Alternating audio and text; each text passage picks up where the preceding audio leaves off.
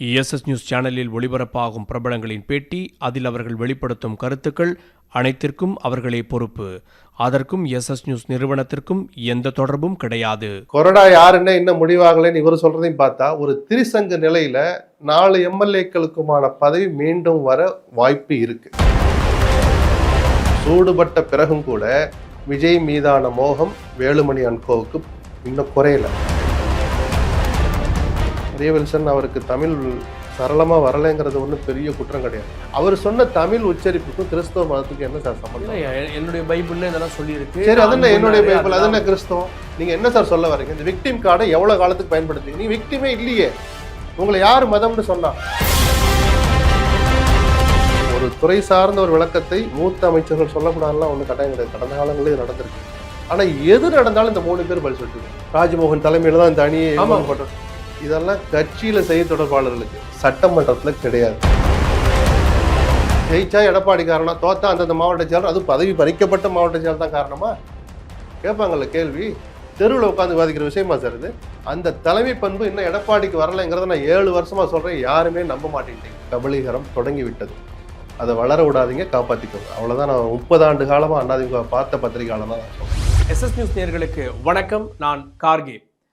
தமிழகத்தில் சட்டமன்ற கூட்டத்தொடர் நடந்து வருகிறது. தினந்தோறும் சட்டமன்ற கூட்டத்தொடரில் நடக்கக்கூடிய தனி தீர்மானம், விவாதம், வாதம், சண்டை அப்படின்ற விவகாரங்கள் தொடங்கி அதிமுக உட்கட்சி விவகாரம் இந்த சட்டமன்ற கூட்டத்தொடரிலும் எதிரொலிக்க தொடங்கி இருக்கிறது. அது பற்றியும் இப்போது பேச இருக்கிறோம். நம்மோடு சிறப்பு விருந்தினராக மூத்த பத்திரிகையாளர் திரு எஸ்.பி. லட்சுமணன் அவர்கள் இணைந்திருக்கிறார். சார் வணக்கம். வணக்கம். முதல்ல அதிமுக விவகாரம் தமிழக சட்டமன்றத்தை தாண்டிய பரபரப்பாக இருக்குது. நீர் பூத்த நெருப்பாக இருந்தது, வெளிப்படையாகி 25 எம்எல்ஏக்கள் ஆகி திரும்ப ஒன்றாயிட்டாங்க அப்படின்னு தான் நினச்சிட்டு இருந்தோம். ஆனால் திரும்ப ஒரு அறிக்கை வருது. அறிக்கை எடப்பாடியார் நாங்கள் பொதுச் செயலாளர் எடுத்துக்கிறோம், எல்லாத்தையும் சேர்த்துக்குங்க அப்படின்னு. சேர்த்துக்க முடியாது அப்படின்றதுல அவர் ஃப்ரம் த டே ஒன்லேருந்து ஒன்றா இருக்கார். திரும்ப இந்த பூதத்தை கலப்புறாங்க. இதுக்கு அடிப்படையே எடப்பாடி தரப்பிலிருந்து விடப்பட்ட ஒரு அறிக்கை தான். நீங்கள் சொன்ன அறிக்கை இல்லை. ஆட்சி மாற்றம் வருது, நம்பிக்கை தீர்மானம் கோருகிறார் விஜய். அதில் எதிர்பாராத விதமாக அதிமுக பிரிஞ்சு போன, சட்டமன்ற ரீதியாக பிரிஞ்சு போன 25 பேர்கிட்ட எழுந்து நின்று விஜய்க்கு ஆதரவு தெரிவித்தாங்க. அது கட்சி தாவல் தடை சட்டப்படி நடவடிக்கை எடுக்கணும்னு ஒரு பெட்டிஷன் கொடுத்தார். பதிலுக்கு வேலுமணி, சிவி சண்முகமணியினரும் ஒரு கடிதம் கொடுத்தாங்க. என்னென்னா, கொறடா யாருன்னே தீர்மானம் ஆகாத போது கொறடா உத்தரவுங்கிறதே இல்லை. அப்படி இருக்குன்னா நாங்கள் ஒரு கொறடாவை தேர்ந்தெடுத்திருக்கோம். விஜயபாஸ்கர், டாக்டர் விஜயபாஸ்கர் தான் கொறடாவாக இருந்தார். அப்போ நாங்கள் அவங்க மேலே கட்சித்தாவல் நடவடிக்கை எடுக்கணும் அப்படின்னு சொல்லிட்டு இவங்க ஒரு பெட்டிஷன் கொடுக்க, கடைசியில் பதவியை காப்பாற்றிக்கணும்னா ஒரு குறிப்பிட்ட நாளை சொல்லி இதுக்குள்ளே ஒழுங்காக வந்தால் பதவி தப்போம் அப்படின்னு ஒரு டெட்லைன் வந்த பிறகு கட்சி நல்லா இருக்கணும் அல்லது பதவி காப்பாற்றப்படணும்னு ரெண்டையும் கவனித்த சில பேர் அந்த சமாதான முயற்சியை செஞ்சாங்க. எடப்பாடி கொடுத்த கடிதத்தை வாபஸ் வாங்கணும்னா மன்னிப்பு கடிதத்தோடு தான் கொடுக்க முடியும். அதே மாதிரி அவங்களும் அஃபிஷியலாக கொறடா தேர்ந்தெடுக்கப்படலைங்கிறதுனால நாங்களும் எங்களுடைய பெட்டிஷன் வாபஸ் வாங்கிக்கிறோம் அப்படின்னு இந்த சமாதானம் நடந்த போதே பேசப்பட்ட ஒரு விஷயம், வெளியில் வராத விஷயம், 2 தரப்புக்கும் தெரிஞ்ச ஒரு விஷயம். நாங்கள் மன்னிப்பு கடிதம் கொடுத்துட்றோம், பதவி எம்எல்ஏ பதவி நிலைக்கும், நாங்கள் எந்த பதவிகளிலிருந்து எடுக்கப்பட்டோமோ அந்த பதவியை எங்களுக்கு கொடுத்துட்றோம் சரின்னு சொல்லி தான் அந்த கடிதத்தையே வாங்குறாங்க. அந்த இதுலேயே சில பேர் எப்போவுமே ஜெயலலிதாவுடைய மறைவுக்கு பிறகு, அவர் இருக்கிற போதே சில பேரை சொல்லுவாங்க, சசிகலா குடும்பத்தை சொல்லிடலாம், அது விமர்சனங்களுக்கு உட்பட்டது, நம்ம தனியாக பேசுவோம். ஜெயலலிதாவுடைய மரணத்திற்கு பிறகு யாராவது ஒருத்தர் அனுகூல சத்ருவாக இருந்துக்கிட்டே இருக்கிறாங்க. இந்த கட்சி ஒன்றுபற்றக்கூடாதுன்னு நேரத்துக்கு நேரம் அந்த அனுகூல சத்துருடைய பேர் தான் மாறுதே தவிர அப்படி ஒரு கேரக்டர் இருந்துக்கிட்டே தான் இருந்தது. அந்த மன்னிப்பு கடிதத்தை வாங்குற போதே மன்னிப்பு கடிதத்தை நேரில் கொடுங்கன்னு ஒருத்தர் கொக்கி போட்டார். இதெல்லாம் தனி மனித ஈகோவை ஒரு கட்சியினுடைய நலனை புறந்தள்ளிட்டு அதை கொண்டாந்து மேலே வைக்கிற வேலை. அப்புறம் ஒரு வாக்குவாதம் இதெல்லாம் நான் தெரிஞ்சதுனால இதெல்லாம் சொல்கிறேன். நடந்து தான் அவங்களும் மன்னிப்பு கடிதம் கொடுத்துட்டு எல்லாம் பதவி வரும்னு பார்த்தா அடுத்த நாள் இரவு ஒரு அறிக்கை வருது. 8:30-9 மணிக்கு வருது. அந்த அறிக்கை அவசர அவசரமாக வருது. பழைய பொறுப்புகளை குறிப்பிட்டு இந்த நிர்வாகிகள் யாராவது ஊர்களுக்கு வர்ற போது அந்த மாதிரி பொறுப்பை போட்டு விளம்பரப்படுத்தாதீங்க அப்படின்னு எடப்பாடி பேர்லேயே அறிக்கை வருது.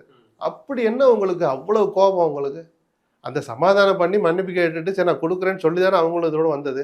அந்த அறிக்கைக்கு அவசியம் என்ன அப்படிங்கிற அந்த கேள்வி தான் இன்னைக்கு அடுத்தடுத்து எழுந்து நிற்குது.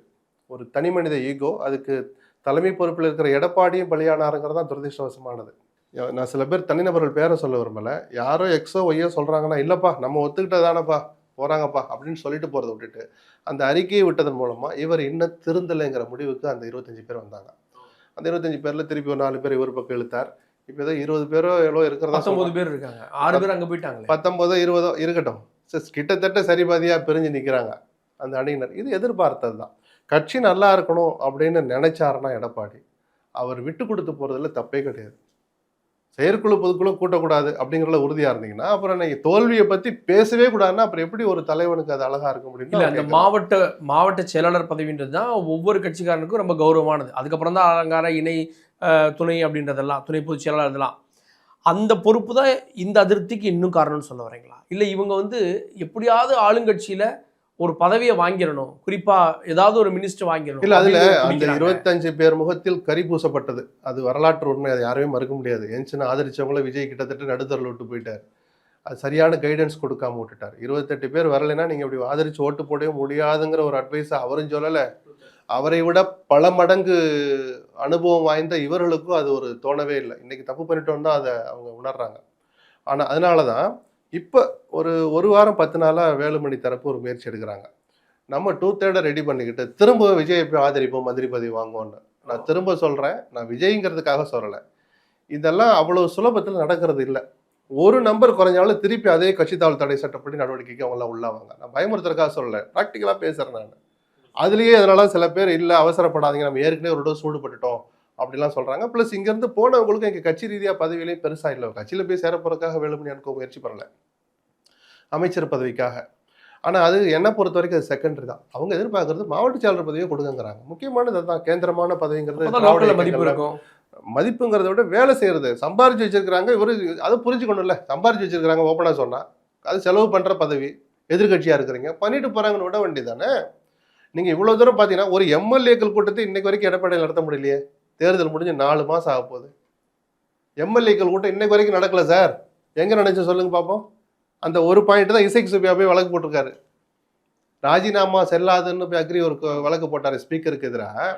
இசைக்கு சுப்பையா தன்னை ஒரு இடையீட்டு மனுதாரராக சேர்த்துக்கிட்டு அவர் ஒரு வாதத்தை முன்வைக்கிறாரு. எம்எல்ஏக்கள் கூட்டம் எங்க நடந்துச்சு, கொறடா யாரு, எந்த கொறடா உத்தரவை நான் மீறினேன், பதில் சொல்லுங்கிறாரு. இப்ப அதுல ஒரு சுவாரஸ்யமான ட்விஸ்ட் வரப்போகுது. இன்னைக்கு வழக்கு விசாரணைக்கு வருது. இன்னைக்கே அந்த வாதம் முன்வைக்கப்படலாம், அல்லது ஓரிரு சிட்டிங்ல அது தீர்ப்பே வரப்போகுது. என்னன்னா, ராஜினாமாவை ஏற்றுக்கொண்டது தவறுன்னு நீதிமன்ற தீர்ப்பு வந்துச்சுன்னா அந்த 4 எம்எல்ஏக்களுடைய பதவி திரும்ப கிடைச்சிடும்.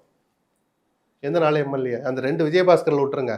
அவங்க மன்னிப்பு கடிதம் கொடுத்த பிறகு வெளியே போனாங்க. ஜெயக்குமார், மரகதம் குமரவேல், தாராபுரம் சத்யபாமா. இந்த 4 பேருக்கும் பதவி ரீட்டைன் ஆகும். எந்த மாதிரி ஆபத்தோட ரீட்டைன் ஆகும்? கட்சி தாவல் தடை சட்டப்படி நடவடிக்கை எடுக்கணும்னு எடப்பாடி கொடுத்த மனு நிலுவையில் இருக்கும் சபாநாயகர்கிட்ட. அந்த மாதிரி ரீட்டைன் ஆகும். அப்படி ஒரு வாய்ப்பு கிட்டத்தட்ட 60% இருக்கு. ஏன்னா இசைக்கு சுப்பையா நீதிமன்றத்தில் வைக்கிற வாதப்படி பார்த்தா, நான் அந்த வழக்கை நான் கவனிக்கிறதுனால சொல்றேன், ராஜினாமாவை ஏற்றுக்கொண்டது தவறுன்னு அக்ரி கிருஷ்ணமூர்த்தி சொல்றதையும், கொறடா யாருன்னு இன்னும் முடிவாகலைன்னு இவர் சொல்றதையும் பார்த்தா, ஒரு திரிசங்கு நிலையில 4 எம்எல்ஏக்களுக்குமான பதவி மீண்டும் வர வாய்ப்பு இருக்கு. அப்படி வந்ததுன்னா அவங்க எடப்பாடியினுடைய வார்த்தைக்கு கட்டுப்படணும்னு தான் ஒரு நிலைமை இருக்கும். அதுக்கப்புறம் அவர் என்ன மீறிக்கிட்டு போனாலும் திணிக்குவார், அது ஒரு இது போகும்னு வச்சுக்கோங்க. ஆனால் ஆட்சியை கவிழ்க்க சதி நடக்குதுன்னு ஒரு விமர்சனம் கூட வந்துட்டு இருக்கு. எஃப்ஐஆரே போடுற அளவுக்கு அவங்களும் பொது மேடையிலே ஆதவரிச்சு பேசுகிறார். அந்த மாதிரி நேரத்தில் இந்த 4 எம்எல்ஏக்களுடைய பதவி மீட்புன்ற ஒரு விவகாரம் இருக்குல்ல, அது ஒரு முக்கியமான இடம் பெறும்னு நான் நினைக்கிறேன். இதெல்லாம் எது? இவர் கட்சியில் ஒரு தலைமை பொறுப்பில் இருக்கிற ஒருத்தர் அரவணைச்சு போகணுங்கிற ஒரு புள்ளிக்கு இன்னும் எடப்பாடி வந்து சேரவே இல்லை. இதை நான் இப்போ சொல்ல, தேர்தல் முன்னாடி இருந்து நம்ம சொல்கிறோம். இவர் நீங்கள் ஒருங்கிணைச்சு போகலைன்னா தோல்வி தான். இன்னொரு தோல்வி அதிமுக தாங்க மாட்டாங்கன்னு சொல்ற விளைவு தான் நேற்று நத்தமும் வேலுமணி விட்டுருக்கிற அறிக்கை வரைக்கும் வந்து நிற்கிது. அடிப்படை எடப்பாடியினுடைய பிடிவாதம் தான். இந்த நிலை தொடர்ந்தால் அதிமுகவுக்கு ஒரு நல்ல எதிர்காலம் இருக்குன்னு சொல்லவே முடியாது. இதுக்கப்புறம் என்ன இருந்துற போது, ஒரு பக்கம் கட்சி நிர்வாகிகள் போய் தாவேக்கால சேர்ந்துட்டு இருக்காங்க, இங்கே ஒரு 19 பேர் அதிருப்தியில் இருக்காங்க. இனி யாரை சேர்த்து என்ன எலெக்ஷன் வரப்போகுது? இல்லை நான் ஒன்று சொல்லட்டுமா? இவ்வளோ பேர் பல முன்னாள் அமைச்சர்லாம் போனாங்க. உடுமலை ராதாகிருஷ்ணன், பச்சைமால், நம்ம கோயில்பட்டி ராஜு, எல்லாரும் போனாங்கல்ல. பல முன்னா போனவங்களாம் இன்னைக்கு நொந்து போயிருக்கிறாங்க. ஏன்னா அங்கே பதவி கொடுக்கறதுல விஜய்க்கு தயக்கம் இருக்கு. ஒரு நல்ல பதவிகளை கொடுக்க மாட்டேன். மாவட்ட செயலர் ஒரு தொகுதிக்கு மாவட்ட செயலர் ஆக்குறாரு. அது இப்போதான் புதுமையா இருக்கு. குறைஞ்சபட்சம் 2 தொகுதினா அது ஒரு மாவட்டம்னு சொல்லலாம். இது கிட்டத்தட்ட தொகுதி செயலாளர் பதவி தான் கொடுப்பேன். அங்கே அதிமுகல எடப்பாடியோடு மோதலும் காதலும் இருந்த காலத்துல கூட 3 தொகுதிக்கு 4 தொகுதிக்குன்னு ஒரு மாவட்ட செயலரா கௌரவமா இருந்தோமே.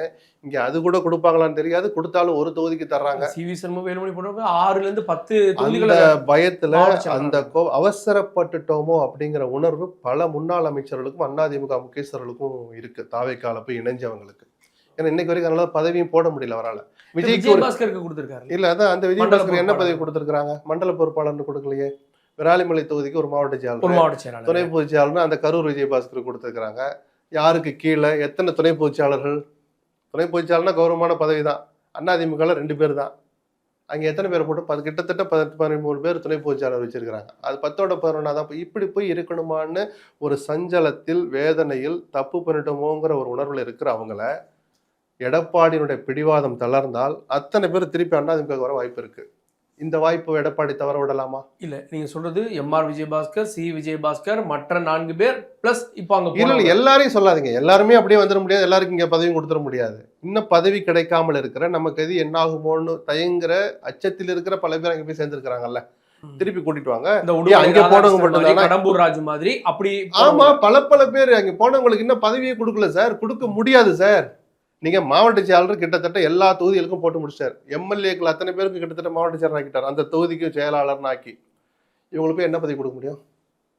100% டம்மி பதவி தான் கொடுக்க முடியும். அதை தாண்டி முக்கியத்துவமான பதவி கொடுக்க விஜய் தயங்குகிறார். இதை நான் இப்ப சொல்லல, தேர்தலுக்கு முன்னாடி தயங்குறாரா இல்ல இடம் இல்லையா? செங்கோட்டையனுக்கு எப்போ அந்த மாதிரி ஏதோ ஒரு பதவி, ஒரு வாயில் நுழையாத அல்லது செட்டப்லேயே இல்லாத ஒரு பதவியை கொடுத்தாங்களோ அன்னைக்கே நம்ம சொல் பண்ணிட்டோம். அங்கே நடக்கிற பேச்சுவார்த்தை விவரங்கள் நமக்கு வரதுனால தெரியுது. முக்கியமான பதவிகளில் வெளியாட்களை அமர்த்துவதில்லை அப்படிங்கிறதுல விஜய் உறுதியா இருக்கிறாரு. அவருக்கு ஒரு இன்செக்யூரிட்டியை ஃபீல் பண்றாரு. கீ பொசிஷன்ல வெளியாட்கள் விட்டுற மன்றத்து ஆட்கள் அல்லது முன்னாடியே சேர்ந்தவங்க அப்படின்னு ஒரு வரையறையை வச்சுக்கிட்டார். அமைச்சரவை அமைக்கிறதுலேயே ஒரு அந்த ஸ்கேல் தான் வச்சுக்கிட்டார். வெளியிலேருந்து ஆட்களுக்கு ரொம்ப பெருசாலாம் கொடுக்கல. இந்த அதிருப்தியை தனக்கு சாதகமாக பயன்படுத்திக்கணும்னு கூட எடப்பாடி நினைக்கலைன்னா அதிமுக மீட்டெடுக்கிறது ரொம்ப கஷ்டம். ஸோ இப்போவும் ஒரு வாய்ப்பு இருக்கு. அதாவது உடைந்து போன அதிமுகவை திரும்ப மறுகட்டமைப்பு பண்ணி ஸ்ட்ரென்த்தாக கொண்டு வந்துறதுக்கான வாய்ப்பு இபிஎஸ்க்கு இருக்குன்னு நினைக்கிறேன். ஆமா சார், எல்லாரும் ஒருங்கிணைச்சான வரணும். இப்போ சசிகலாவை சேர்க்கிற பேச்சுக்கே இடமில்லைன்னு எடப்பாடி சொன்னபோது அடுத்த அரை மணி நேரத்தில் அங்கங்கே பேட்டி கொடுத்தவங்க தான் கேபி முனுசாமி, உதயகுமார், சிவி சண்முகம்லாம். இன்னைக்கு அதே சிவி சண்முகத்தையும் சேர்த்து வச்சுட்டு தான் சசிகலாவை தினகரனையும் சேருங்கன்னு சொல்றாங்க. காலம், நான் சொன்னேன் இல்லையா, காலத்துக்கு தான் அந்த வாய்ப்பு வரும். வேற யாருக்கும் அது வராது. காலம் கொண்டு வந்து இங்கே நிறுத்தி இருக்குல்ல, அந்த வாய்ப்பை பயன்படுத்திக்க வேண்டியது யாரு? இப்போவும் திரு வேலுமணி அவர்கள் போய் சட்டமன்ற கூட்டத்தொடர் நடக்கிறப்ப சபாநாயகரை பார்க்குறாங்க, ஏதோ ஒன்று ஆலோசனை பண்ணுறாங்க.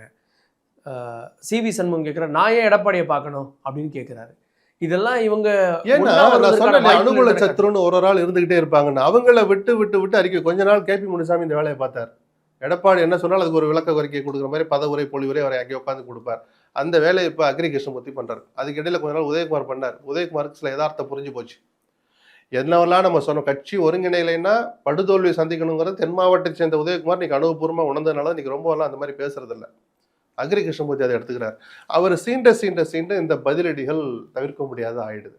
எடப்பாடியின் அனுமதி இல்லாமல் அக்ரி அந்த பேட்டிகளோ அறிக்கைகளோ கொடுக்க முடியுமா? இதனால நீங்க என்ன சாதிக்கிறீங்க? அப்போ சிவி சண்முகம் கோவப்படாமல் எப்படி கொஞ்சம் வரா? எப்படி? நான் நியாயப்படுத்தலை. சும்மா இருக்கிற சீண்டு விட்டினா அப்படிதான். வேலுமணி போய் ஆனந்த பார்த்தார் இல்லையா அசம்பிளியில், சட்டமன்றத்தில் நாங்கள் 2 அணிகளாக செயல்பட அனுமதிங்கன்னு ஒரு கோரிக்கை வச்சதா ஒரு தகவல் இருக்கு. அதிமுக எடப்பாடி, அதிமுக வேலுமணின்னு. அப்போ இதையெல்லாம் வளர விட்டு வேடிக்கை பார்ப்பதன் மூலமாக அந்த வதந்திகள் அல்லது உறுதிப்படுத்தப்படாத தகவல்களை, தவறுகளை இவர் நடத்த துணை போறாரோன்னு எனக்கு ஒரு சந்தேகம் இருக்கு. எடப்பாடி 2 அணிகளாக செயல்படுவதற்கான வாய்ப்பு இருக்கு அப்படின்னு நினைக்கிறேன். இல்ல, விஜய் ஒரு ராஜதந்திர அரசியல், ஒரு பக்க அரசியல் பண்ணாருன்னா அதிமுக அபிஷியலா உடைக்கலாம் கூட ஒரு முயற்சி பண்ணலாம் இல்லையா? இவங்களுக்கு இந்த விஜய் மீதான மோகம் இன்னும் குறையிலே. வேலுமணி அன்கோவுக்கு சூடுபட்ட பிறகும் கூட விஜய் மீதான மோகம் வேலுமணி அன்கோவுக்கு இன்னும் குறையல. அதனால அவரை வச்சு ஏதாவது சாதிக்கலான்னு பார்ப்பாங்க. அது எடப்பாடிக்கு பாடம் கற்றுக் கொடுக்குறனாலும் சரி, இல்லை சூழல் கணிஞ்சு வந்து அமைச்சர் பதவி வாங்கினாலும் சரின்னு அவங்க 2 பழங்களை எதிர்பார்த்து காய் நகர்த்துறாங்க. இதெல்லாம் தாண்டி செய்திகளில் வரக்கூடியது, வார இதழ்களில் வரக்கூடியது, டெல்லியில் போய் இபிஎஸ்ஸை மாற்றுங்கன்னு ஒரு கோரிக்கை வச்சாங்க. அதுக்கு தான் ஒர்க் அவுட் பண்ணிட்டு இருக்காங்க அப்படின்னு. அது வாய்ப்பு இருக்கு. வெறும் கோரிக்கையில் வைக்க போகிறது இல்லை. அதனால தான் அவங்க செயற்குழு பொதுக்குழு கூட்டுங்கன்னு ஒரு செக் வச்சுக்கிட்டே இருக்கிறாங்க. அப்போது எதிர்ப்புகளை கிளப்புவாங்க, வாக்கெடுப்பு நடத்துங்கன்னு சொல்லலாம். இது நடக்கும்னு தெரிஞ்சால் எடப்பாடி அதை கூட்டுறதுல தயங்கிக்கிட்டே இருக்கிறார். டெல்லியின் உதவி இல்லாமல் அந்த மாற்றங்கள் அவ்வளோ சாத்தியம் இல்லை. தேர்தல் ஆணையங்கிறது கிட்டத்தட்ட டெல்லி கண்ட்ரோல், அவங்க கண்ட்ரோலில் இருக்கிறனால தான் அங்கங்கே போய் நிற்கிறாங்க. அப்போ ஒரு பொதுக்குழு செயற்குழு நடந்தால் மட்டும்தான் இதில் தீர்வு ஏற்படும். தீர்வை நோக்கி போகலாம், அல்லது ஒரு ஒரு விவகாரம் அல்லது ஒரு பிரச்சனை வெடிச்சு ஒரு தீர்வை நோக்கி போறதுக்கும் வாய்ப்பு இருக்கு.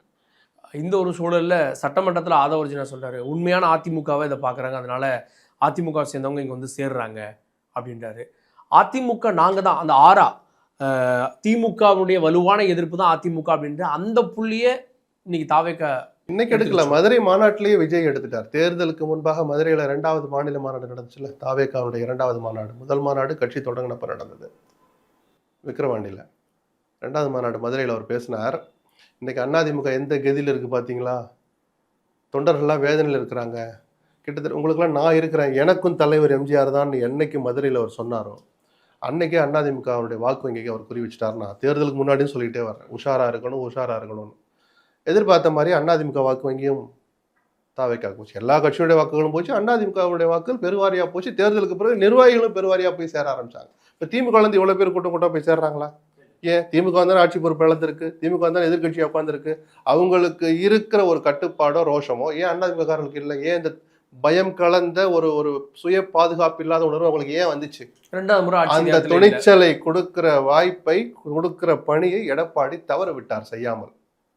இப்போ புரியல தவறு எங்கே ஆரம்பிக்குதுன்னு. அப்போ அதில் ஒன்றும் ஆச்சரியம் இல்லையே. ஆனால் நான் கேட்குறேன், அதிமுக இது ஒன்று தான் சொன்னால், விராலிமலையில் ஒரு நிகழ்ச்சி, ஏதோ நிதி உதவி கொடுக்குறாங்க. லோக்கல் அமைச்சர் பர்வேஸ் ஏதோ கொடுக்குறார். ஒரு வயசான அம்மா வந்து அதை வாங்குது. இடுப்பில் அதிமுக கலர் துண்டை கட்டியிருக்கு, மடித்து இப்படி இப்படி கட்டியிருக்கு. அது ஃபோட்டோவில் வந்துடக்கூடாது, ஓடோடி போய் அந்த துண்டை உருகுறான். ஒரு பெண்மணி என்றும் பாராமல் அந்த துண்டை போய் உருவுறீங்களே, ஏன்னா அதிமுக கொடி அதில் தெரியுதான். இதுதான் நீங்கள் அதிமுக தாவேக்கா ஒன்றுன்னு சொல்கிற லட்சணமா? அதெல்லாம் சும்மா மேடை பேச்சுக்கு சட்டமன்றத்தில் மைக்கு முன்னாடி பேசுறதுக்கு வேணா சுவாரஸ்யமாக இருக்கலாம். தாவேக்காவும் அதிமுகவும் ஒன்றல்ல, ரெண்டுக்கும் வெவ்வேறான திராவிட இயக்கங்களில் நாங்களும் ஒன்று பின்னாடி வருங்காலங்களில் சொல்லிக்கலாம், அவங்க நடக்க போகிறது அதை உறுதிப்படுத்தணும்னு வச்சுப்போம். இரண்டுக்கும் அப்படி ஒன்றா ஆயிடுச்சுன்னா நான் எடுத்துக்கல. அதெல்லாம் அப்படி ஒன்றா இருந்தால் அதிமுக உடைக்கணுங்கிறதுல அரசியல் பண்ணுற வேலையை விஜய் இவ்வளோ சீக்கிரம் இறங்கிருக்க மாட்டார். அதுக்கு எடப்பாடிக்கிட்டே சமரசமாக போய் ஒட்டுமொத்த அதிமுக ஆதரவு எனக்கு கொடுங்கன்னு கேட்டிருக்கணும்.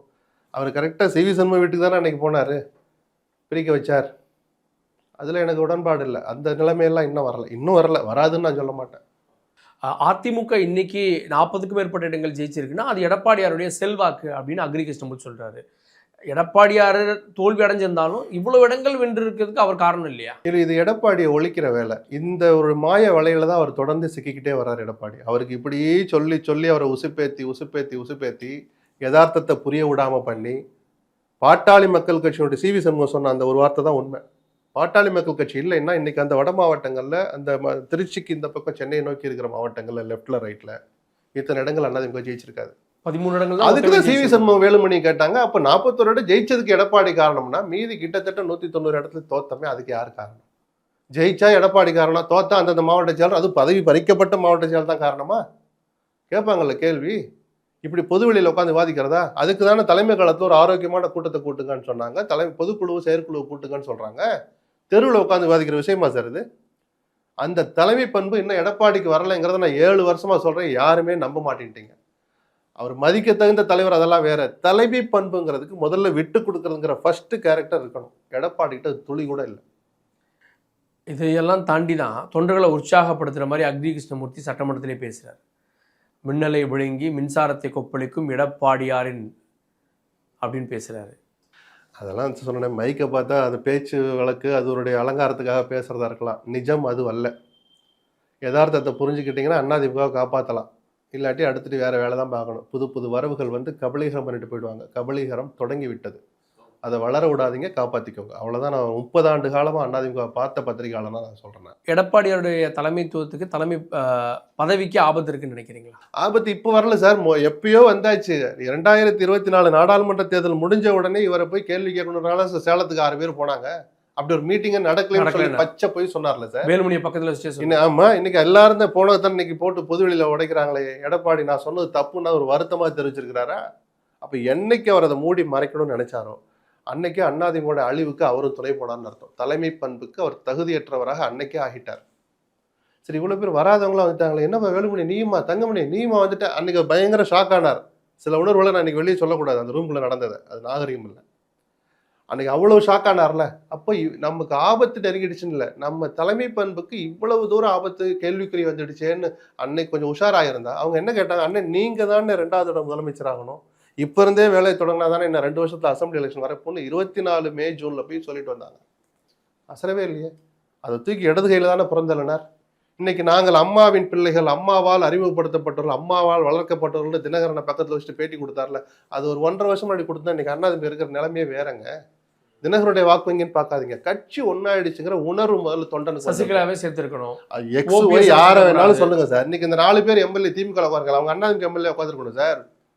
வைத்தியலிங்கம், ஓபிஎஸ், மனோஜ் எல்லாம் யாரு? அவங்க எந்த கட்சி எம்எல்ஏ? அதே அண்ணாதிமுக இருந்தாலும் அவங்க ஜெயிக்கிறவங்க தான், தனி மனித செல்வாக்குள்ளவங்க, எடப்பாடியால் அல்ல. அந்த வாய்ப்புகளை பூரா தவற விட்டுக்கிட்டே வந்துட்டு இன்னமும் மின்னலை விழுங்கி அதெல்லாம் என் வாயில சொல்ல வைக்காதீங்க. அதான் திருப்பி சொல்றேன், இது எடப்பாடியை ஒழிக்கிற வேலை. எடப்பாடி தான் உஷாரா இருக்கணும். தமிழக சட்டமன்றத்தில் தினமும் தனி தீர்மானம் மாறி மாறி எதிர்கட்சிகளுடைய வாத பிரதிவாதங்கள் கூட நேரலை ஒளிபரப்பு செய்யப்படுகிறது. எப்படி பார்க்குறீங்க? இல்லை, நேரலைங்கிறது ஆரோக்கியமான விஷயம்தான். பட் பேச்சுக்கள் அவ்வளவு இதாக இல்லை. அது சட்டமன்றமாக நடக்கலையோங்கிற ஒரு எரிச்சலை மக்களுக்கு கொடுக்க ஆரம்பிச்சிருக்கு. சட்டமன்ற நிறுவனம் முதல்ல மக்கள் கவனிக்க மாட்டாங்க, இப்போ பார்க்க ஆரம்பிச்சிருக்காங்கல்ல. அப்படி பார்க்குற மக்களை முகம் சொல்லிக்க வைக்கிற மாதிரி பல விஷயங்கள் நடக்குது. புதுசாக வந்திருக்கவங்களுக்கு மரபுகள், மாண்புகள் இதெல்லாம் எல்லாம் தெரிஞ்சிருக்கணும்லாம் நான் எதிர்பார்க்கல. போக போக கற்றுக்கணும். குறைஞ்சபட்சம் ஒரு கட்டுப்பாடு இருக்கணுங்கிறது சில இடங்களில் எல்லை மீறுது. நம்ம என்ன வேணாலும் பேசலாம், எப்படி வேணாலும் பேசலாங்கிற மாதிரி. மரிய வில்சன் அவருக்கு தமிழ் சரளமாக வரலைங்கிறது ஒன்றும் பெரிய குற்றம் கிடையாது.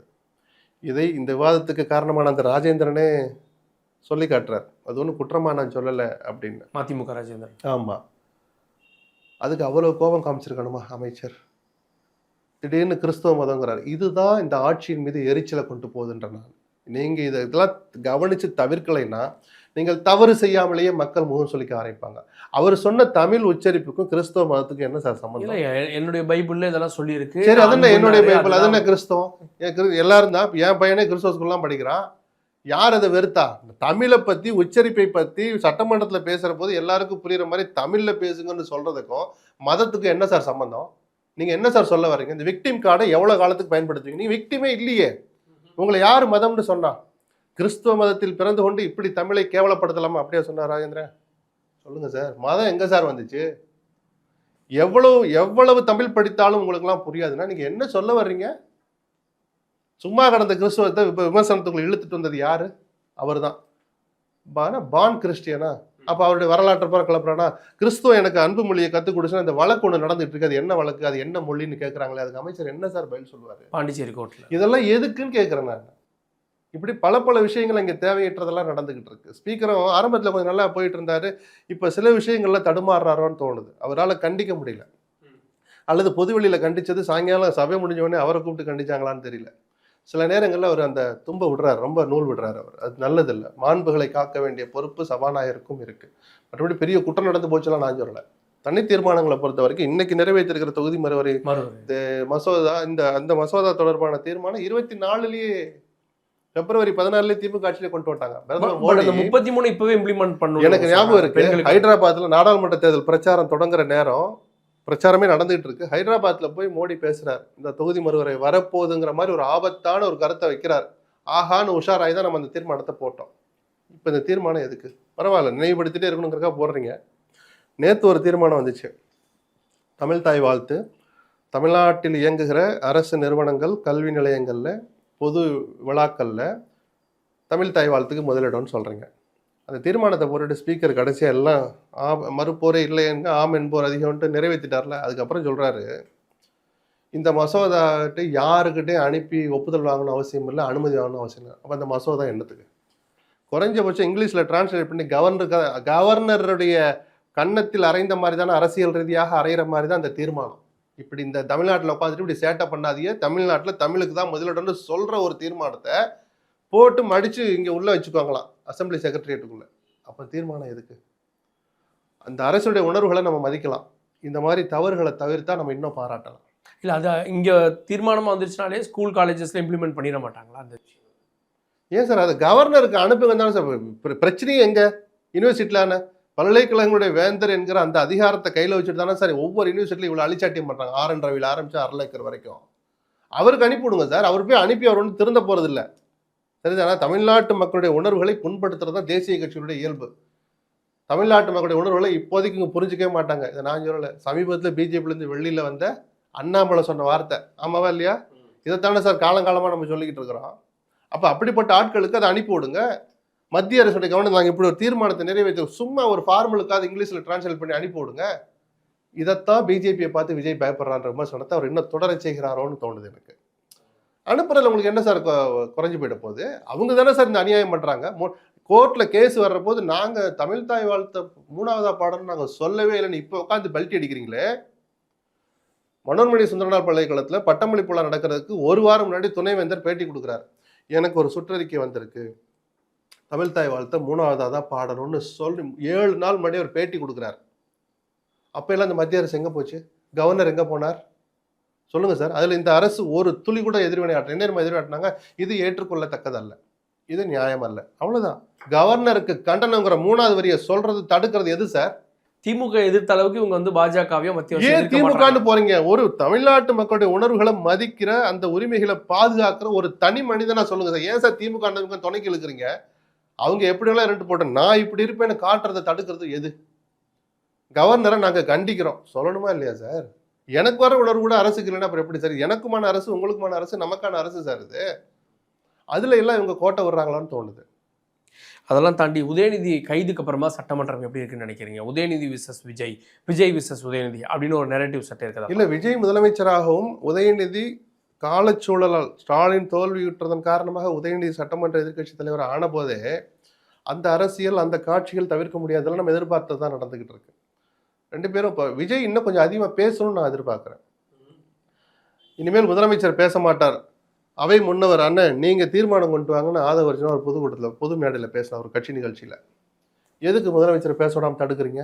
அவர் பேச சார் அவருக்கும் கற்றுக்குவார், அவருக்கும் மெருகேறும், சில தவறுகள் நடக்கும். தவறான ஸ்பீக்கர் இருக்கிறார், நீக்க போறீங்க அவை குறிப்பில் இருந்து. அவர் எப்போதான் கற்றுக்கிறது?